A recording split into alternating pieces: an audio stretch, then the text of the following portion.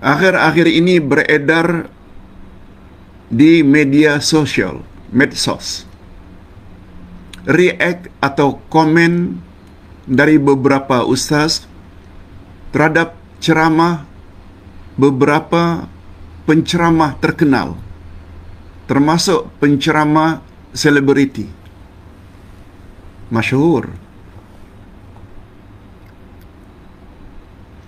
Tapi ada ustaz-ustaz tertentu buat react, komen bahawa apa yang disampaikan itu tak betul.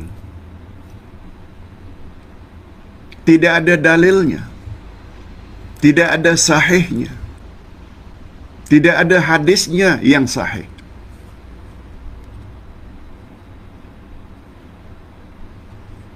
Bukankah perbuatan tersebut menjatuhkan maruah seseorang, Pak Ustaz?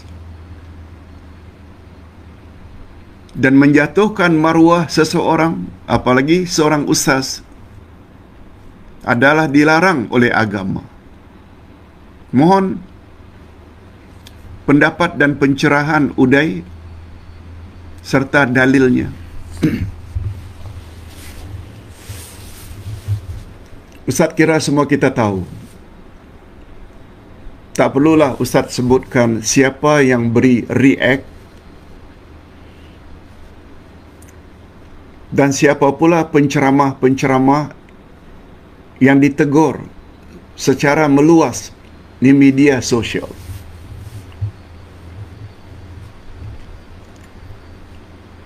Ustaz hanya jawab secara singkat saja.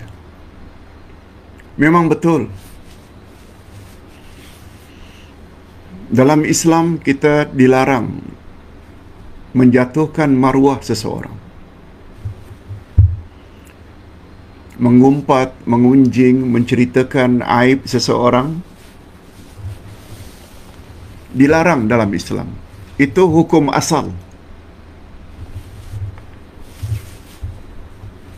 Tetapi hadirin dan hadirat,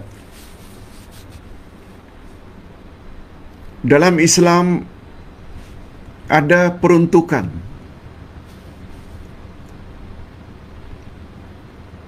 di mana kita dibolehkan untuk menceritakan keburukan seseorang demi kebaikan.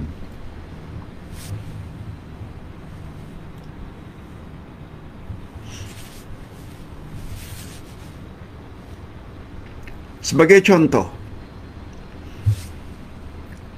seseorang selebriti, banyak followersnya, pengikutnya, jamaahnya,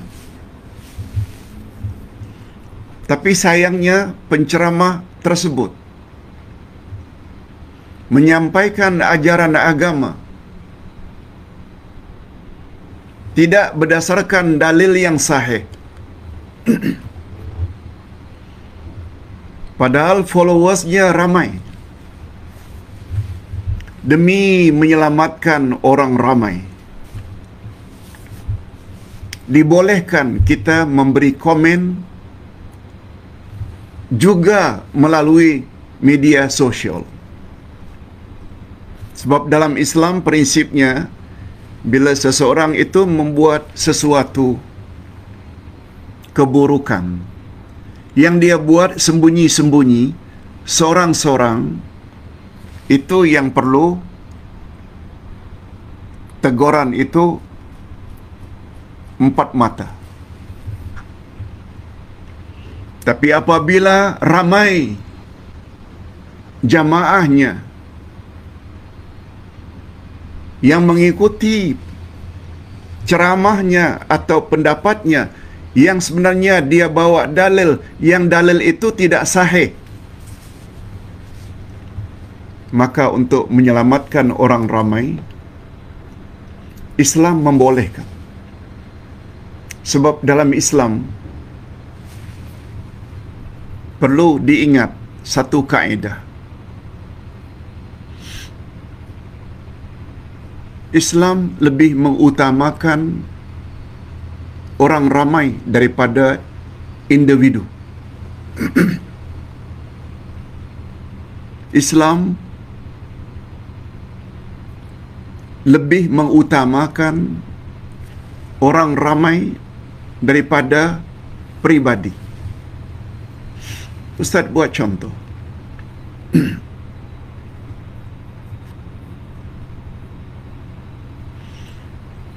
Seseorang dalam Islam dihukum bunuh apabila dia membunuh orang lain dengan sengaja.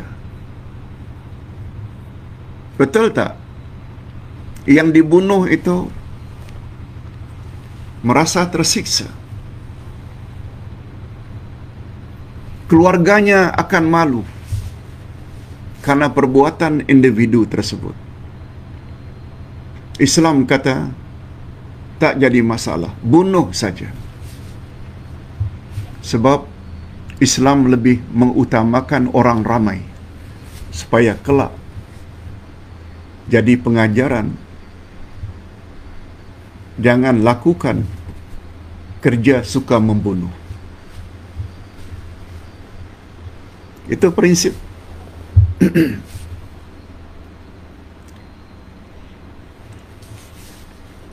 Siapa yang berzina hendaklah dirajam dalam Islam.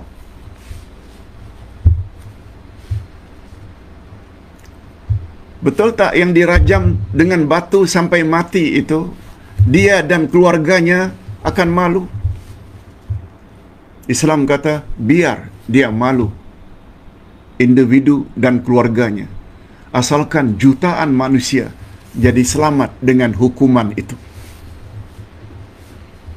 Jadi dalam hal ini, demi menyelamatkan orang ramai sebagai followersnya, yang dia sampaikan pula ajaran agama yang tidak ada dalil.